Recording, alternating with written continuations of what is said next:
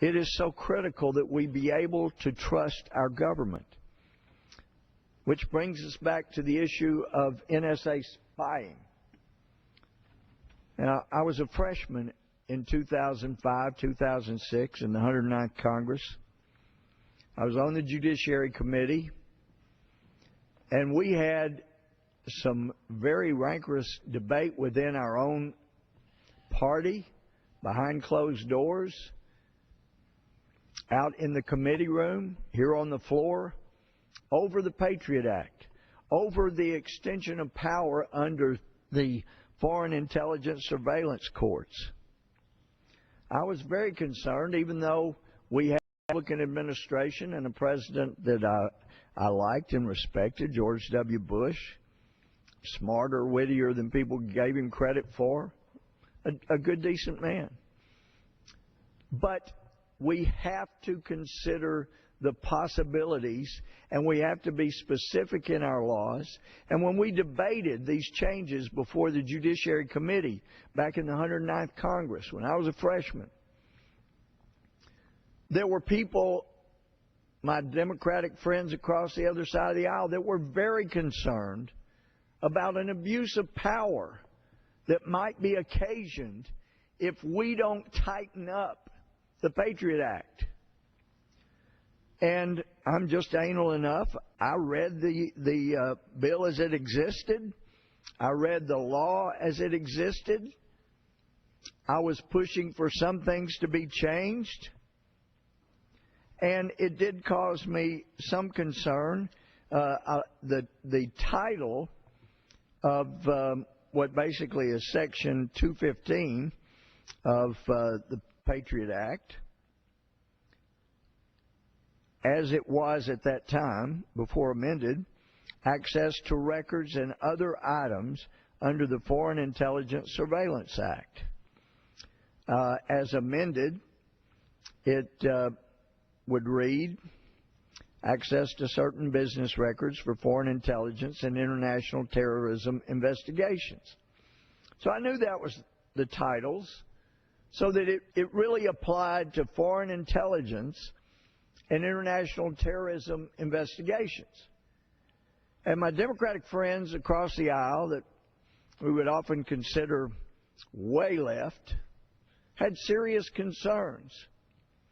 And I understood their concerns, but I thought they were being way too fearful of government, because the law, we could make it specific enough that it would not be abused by a Republican or Democratic administration. And as I read through, having been a judge and a Chief Justice and had to consider from a legal standpoint, what do these words mean? What does this word mean? Can this be considered vague, ambiguous? Is this considered arbitrary and capricious? You look at word, is there room for misunderstanding? And I actually had some concerns, and behind closed doors, I was asking people from the Bush administration, Justice Department, I'm a little uncomfortable about this. What does this mean? One of the things I asked about was in the reference to the proposal for the amendment. It says, I'll just read it.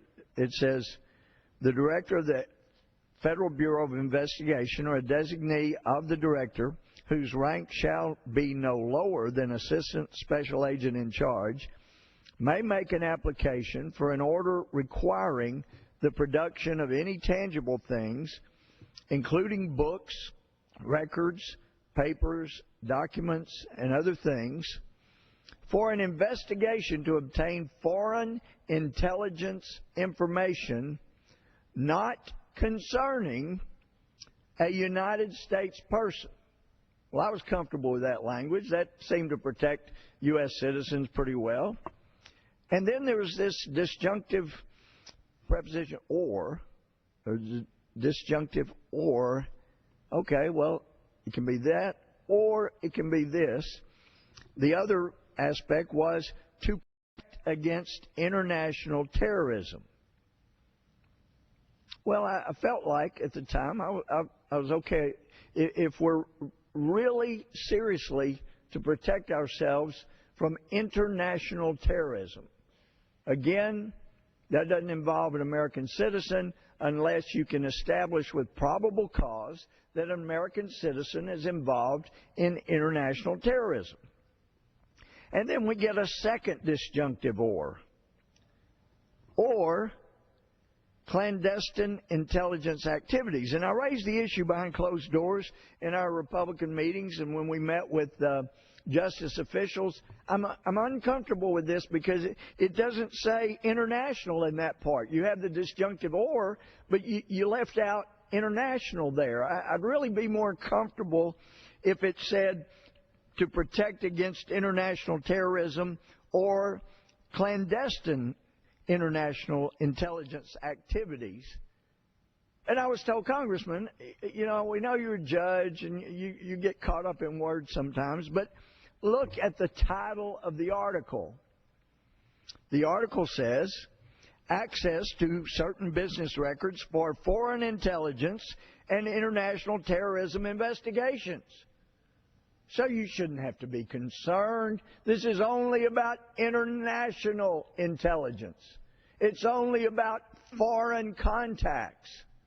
And we were assured repeatedly, behind closed doors and in debate, that this amendment to the Patriot Act would make it more difficult for an administration to abuse it, Republican or Democrat. And if you continue to read on, and so I was still a little uneasy, but yeah, and I know that when there is a disparity between language within a law and the title of the law, the language within the law itself takes priority over the title. I know that, but it was somewhat comforting. But if you read on down, this was as we were trying to amend it, and as the Justice Department under President Bush was pushing, it says, an investigation conducted under this section shall, and then it has a part, conducted under the guidelines, be not, and there's an and, so this is important, B, you can't go without B, and B, not be conducted of a United States person solely on the basis, upon the basis of activities protected by the First Amendment to the Constitution of the United States. And there were some current concerns during this debate over amending Section 215 of the Patriot Act back in the 109th Congress, that we don't want the administration gathering intel about someone if it is all having to do with their activity that is protected by the First Amendment to the Constitution of the United States. So, for example, if someone were burning a United States flag or burning a Holy Bible, the Supreme Court tells us those are protected activities, protected by the First Amendment. And therefore, you could not use those to go gather intelligence data about an American who was doing those things. Now, of course, we have the UN and former Secretary Clinton and President Obama, others saying we like what the UN. Basically, if we adopted what the UN said, it would still be true. Our Supreme Court would allow you to burn a Bible and a flag, but you could never, ever do anything like that to a Quran, which then would allow our radical Islamist friends who want an international caliphate to check the box that they created and was discovered during a raid some years back, that one of their 10-year goals was to subjugate the United States Constitution to Sharia law. And as soon as we adopt a law that says you can destroy a Bible and a flag but not a Quran, they can check that box. But under the proposed amendment in 2005 to the Patriot Act, or the official title under Title 50, War and National Defense, Chapter 36, Foreign Intelligence Surveillance, Chapter 4, Roman numeral 4, section 1861. So paragraph 3, after 2 that says an investigation conducted under this section shall not be conducted of a U.S. person solely on the basis of activities protected by the First Amendment, we get to paragraph 3. And this was an issue that was very contentious. There were groups boycotting and demonstrating and saying, hey, this is all about library books. We don't want the Bush administration being able to go in and get a list of books we've read. Well, I contended then, and still contend now, that to do such a thing of an American citizen, you should have to have probable cause that an American citizen has violated the law and get a warrant to do that. But this didn't require a warrant. This is allowed under the Patriot Act if it was for foreign intelligence purposes and for international terrorism investigations, according to the title.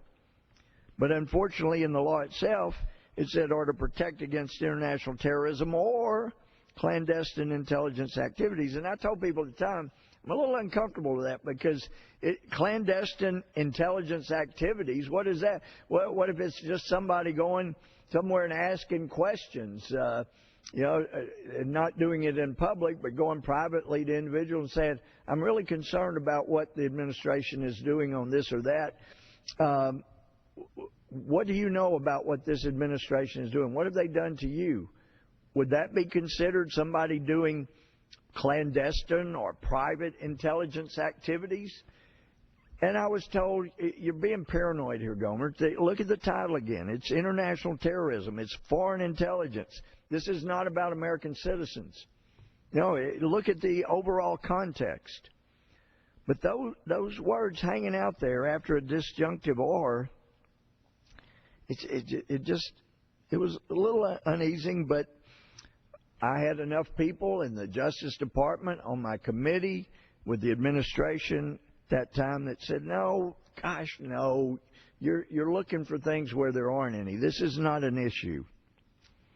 But this paragraph 3, in the case of an application for an order requiring the production of library circulation records, library patron lists, book sales records, customer lists, firearm sales records, tax return records, educational records, or medical records containing information that would identify a person.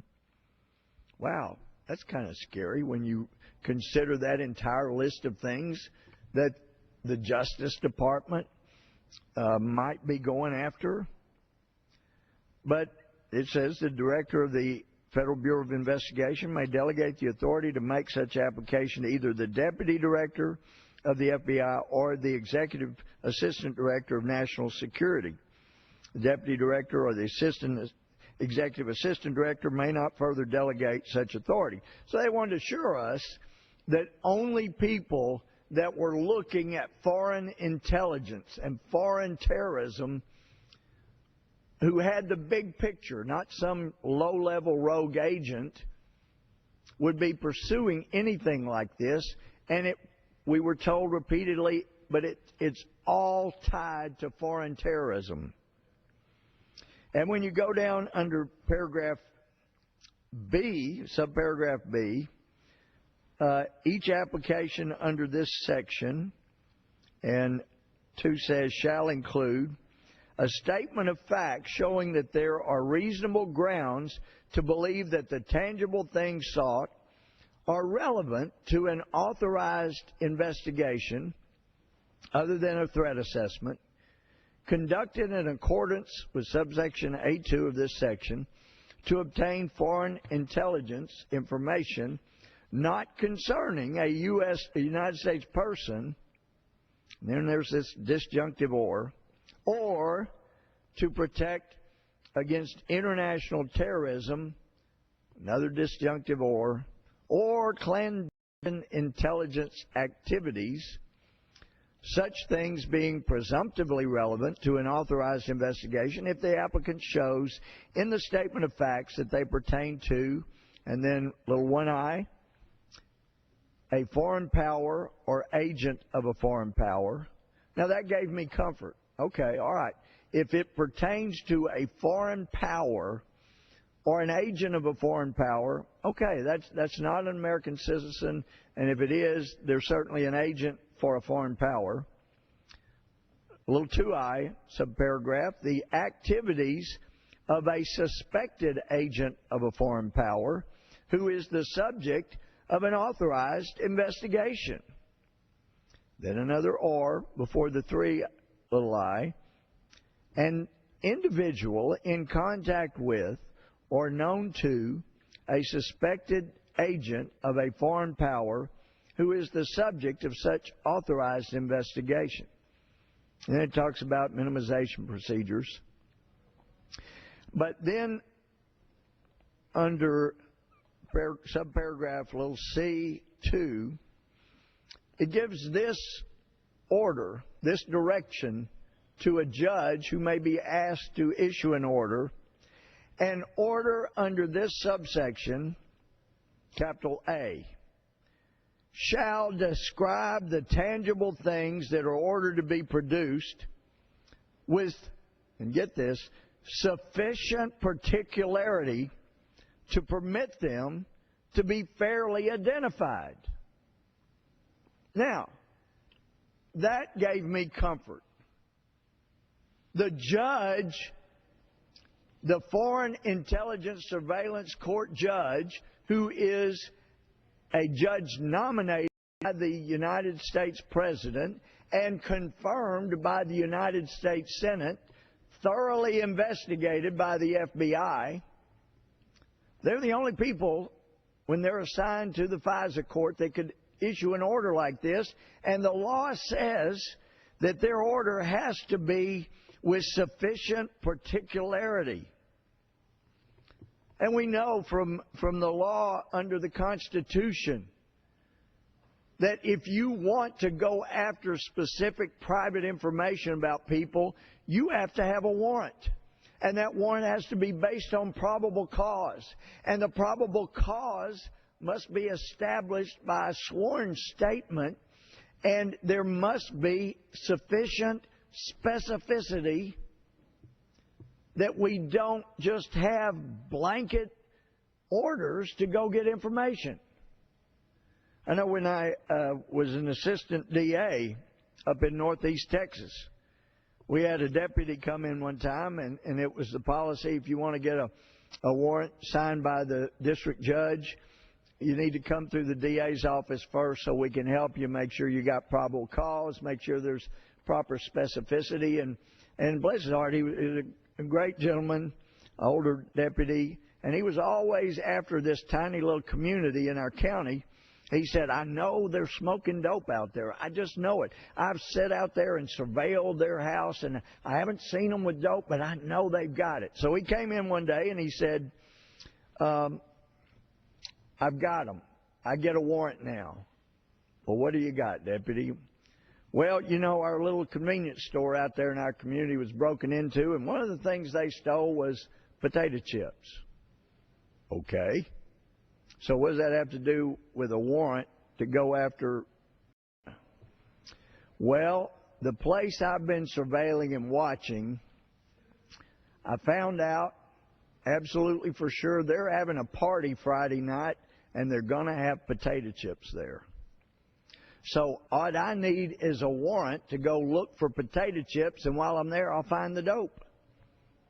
I said, is there anything identifiable on the potato chip packages that would allow you to determine that these were the potato chips stolen from the convenience store? He said, well, no, but these are just potato chips. Well, Deputy, I'm sorry, but that's not sufficient specificity. I mean, I've known since law school. I've known since I was a DA and the years as a judge and the Chief Justice. You got to have specificity. The Constitution requires it. And so basically that's what this provision is requiring. You got to describe with sufficient particularity that people can identify the specific items that you're demanding to be produced. That's why when we all looked and saw in public information sources that a FISA court judge had granted an application for a warrant for every phone call made by anybody in America, whether outside the U.S. or inside the U.S., I couldn't believe they'd find a judge that would sign that. I mean, sure, you might could find some judge in some jurisdiction that maybe didn't have, in that location and that court, you didn't have to go to law school, you didn't really understand the Constitution. But the justices of the peace, as I know, would know you got to have some specificity here. You can't just come in and ask for everybody's phone record entry. And so I have to say about my friends on the far left of the political spectrum that were suspicious back when we were pushing for, and being pushed really, for an extension of the Patriot Act. They had concerns that somebody might come in and get library records without adequate probable cause. And it turns out their concern about library records didn't even come close to the danger that this act would pose for an administration that felt like they should have everybody's information. And I know I've talked to people on both sides of the aisle, and this may be one of the few rare issues where my sense is everybody truly wants the same thing. But when you look at what is being gathered, this was never, ever anticipated.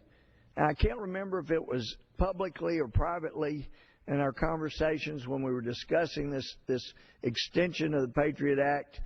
I was demanding sunset so we could still have some accountability and demand answers when we wanted them. But either privately or publicly, we were told, look, we don't even have the capability, 2005, we don't even have the capability to gather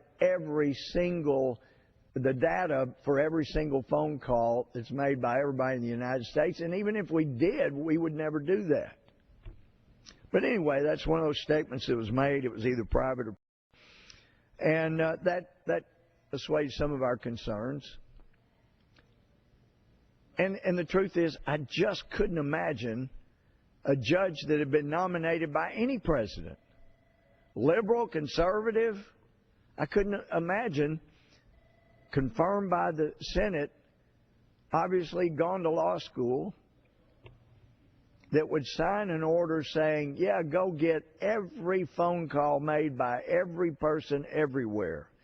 And I know the hearts of the people on both sides of the aisle that voted against and spoke against Justin Amash's amendment.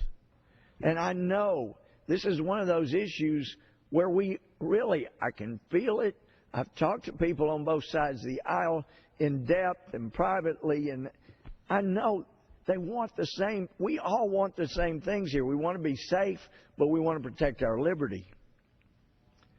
And it seems that those who have dealt directly with the intelligence agencies and information, the classified information, they've said, we really do need this because you don't know how much trouble we're really in if we don't have this. This stuff is critical. They need this information. Unfortunately, it brings us back to other problems. One, for example, when you have open borders and you know there are people coming in the country that want to harm us, hurt us, destroy our way of life, take away our liberties, then you need to perhaps give up some liberty in order to have security. I don't want to give up liberty.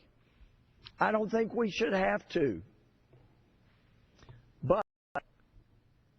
When you have open borders, as open as ours are right now, and people want to be secure and safe more than anything else, people are going to give up the very liberty that so many people gave their lives for us to have. John Adams had that amazing quote, and I don't have it verbatim, but in essence, you know, if people in future generations give up liberty, then I will regret from heaven that I sacrificed so much for them to get it, have it. We owe it to those who went before us not to so easily give up our liberties. In one of our hearings, where we were told, oh, it's only the metadata, it's only the numbers. We don't get who has what number and then look at what calls they've made. It's the metadata, so we can run the algorithms and look for patterns. When you have the numbers, and I ask the question, but our intelligence agencies are entitled, whether NSA, CIA, FBI, without a warrant, you're obviously entitled to go to the public sector and gather information that any American could get. That means if any American can get the phone number, you know, what someone's phone number is, then the CIA, the NSA, the FBI, Secret Service, anybody can get that. And then all you have to do is pull up those numbers and say, well, I wonder who, you know, this person called, and start looking.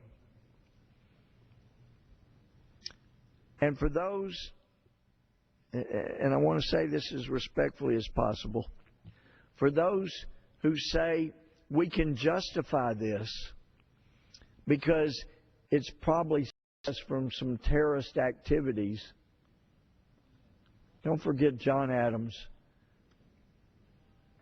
and the thoughts of the founders and of those who gave their lives, their fortunes, everything they had for us to have liberty, when they said, don't give up your liberty. And I would humbly submit that back in those days of the Revolution, before the Revolution, that it would have been very easy for King George to have taken a step even beyond what he did, where he could quarter soldiers in people's homes without their permission. And it was one of the things that frustrated our founders, that the king, without anyone's permission, could send a soldier in to stay in your home, or more than one. And that's why they wanted to be assured that nobody, no government in America could ever do that kind of thing again. They could send a soldier just to live in your house and watch everything, take notes of what you're doing. They suspected, gee, we don't have any hard evidence, but we don't trust that guy. Let's send a soldier to stay in that home. They could do that. And the soldier certainly, hypothetically, could have taken notes of every activity. And then it would have been very easy for King George to say, look, I know you're concerned about me putting a soldier in every home that we are concerned about, even though there's no evidence you violated the law or no evidence you're a threat. But I want to point out to you that since, and this is hypothetical, but since we put a soldier in all of these homes to monitor everything going on in the home, we actually found a handful of terrorist plots by some of the revolutionaries, and we've been able to stop those. So we have actually saved American lives by having a soldier in every home of people we don't trust. And people could have said back at the time, wow, the king is really thinking about us and our safety, because he saved people from being killed here in America, because by having soldiers in every home monitoring all this activity, they were actually able to find some people that were troublemakers that would have harmed Americans. So, yes, it's worth it. Okay, King George, you keep monitoring everything anybody's doing, even when you don't have probable cause. There's some similarity here. When the government can put that big Orwellian eye in your home and call it your computer, your avenue, your network to the world, and they can watch everything you're doing in your home. They can watch every purchase you make. We find out now this Consumer Financial Protection Bureau that was created under Speaker Pelosi, well, they want to protect Americans, from egregious credit card companies. So they're gathering people's financial information. And I go back to 2002 when a CIA attorney at one of our judicial conferences said, gee, banks have all your information, your financial information. Why shouldn't the government? And I was aghast and said, because the banks can't come to your home, bust down the door, throw you to the ground, put a boot on your back and put you in handcuffs and drag you off. But the government can and does. So we got to be very careful to make sure that the government does not overreach what they're allowed to do.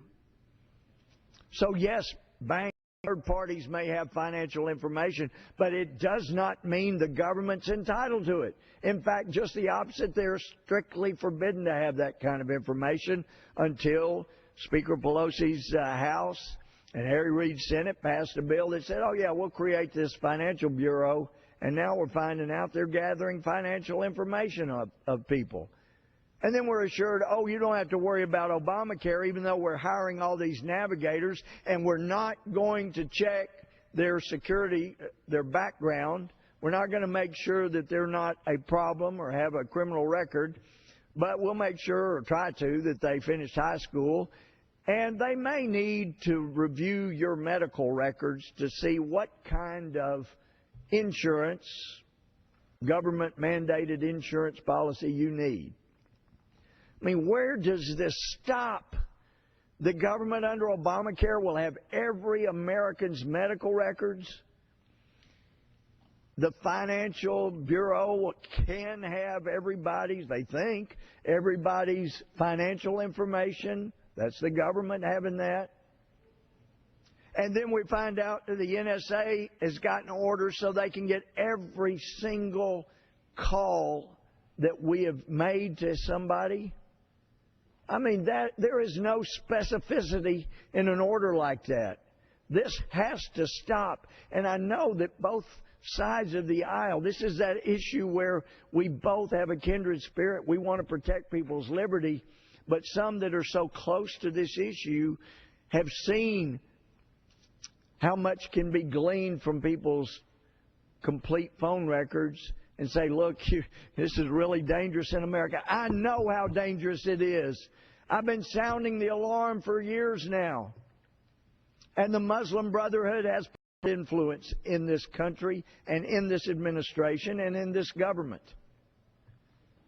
And as we've already seen, the largest demonstration in the history of the world in Egypt, they figured it out. We don't want the radical Islamists, the Muslim Brotherhood, running our country. Well, I don't want them running ours either. But they're there. Secretary Napolitano couldn't even tell me how many Muslim Brotherhood members she had giving her advice. She didn't even know. Or at least she said she didn't. This is a dangerous situation. We are in danger. There are people who want to take our liberty and destroy our country, but that's no reason for us to voluntarily give up all our liberty, give up all our privacy in the hope that maybe we can stop others from taking it from us. When you give up the liberty, you've given it up. We're supposed to have the government protecting us from these kind of intrusions, not demanding all the most private aspects of our lives. You know, if somebody wants to disclose private information or private pictures about themselves, that's their business, but the government shouldn't be able to come in and get a picture of your most private information about your life and spread it around the government. And that is happening, and there is so much more potential for it to continue to happen and to get worse. The Patriot Act seem like a good thing if we could have adequate oversight and make sure that the kind of things we've now found out are going on, make sure they weren't going on. Well, now we know they are. And I've talked to some of my liberal friends across the aisle that express concerns about giving the authority to the government to get this kind of information. And I was surprised some of them voted no against Justin Amash's amendment. But that's the thing, when the NSA, CIA put pressure on Republicans, hey, you're conservative, we're with you. You got to help us have these tools. We're preventing people from being killed. You got to let us have all this private information about everybody. We promise we're not abusing it. And it persuades people on our side. And then on the other side, I talked to a friend that showed me a printout that he had been given. And it said, well, no, I think exactly like you do. I don't want them having that much information. But see, Louie, it says right here that it says, the law says that this can only be done, and it quoted, to protect against international terrorism and foreign intelligence information. And I said, that's right, that's what the law says, but that's not what they're doing.